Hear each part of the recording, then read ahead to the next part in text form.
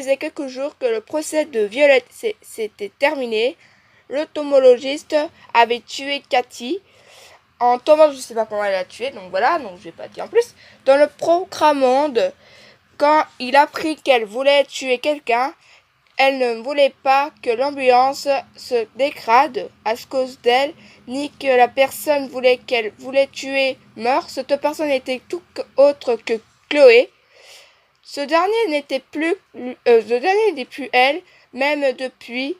On ne voyait plus quand elle était là.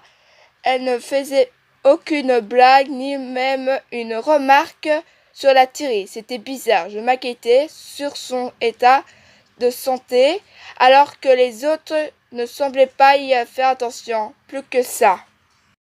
Loïc et Louis étaient plus en plus souvent ensemble, ne faisant donc pas attention le moins du monde aux Belges, d'autant que plus qu'ils le détestaient, ils se rejoignaient plutôt de ce changement.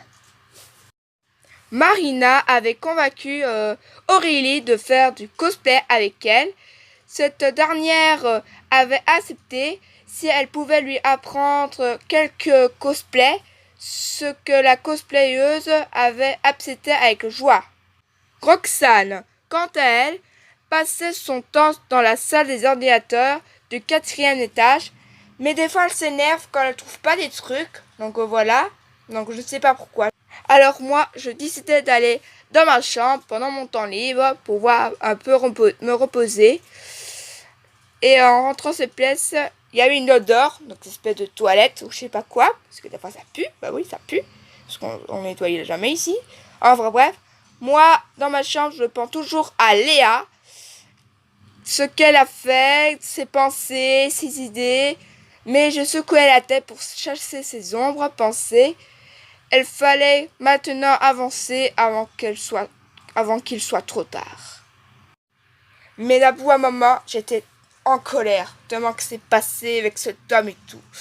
Je dérangeais ma chambre, je faisais du bazar, tellement que j'étais en colère et j'en avais marre de ce vie. Voilà.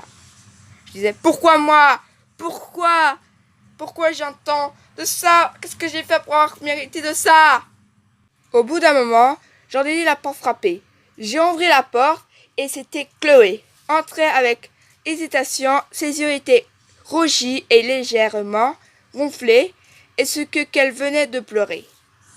Bref, voici mon histoire. Mon histoire, ce sera dans le prochain épisode.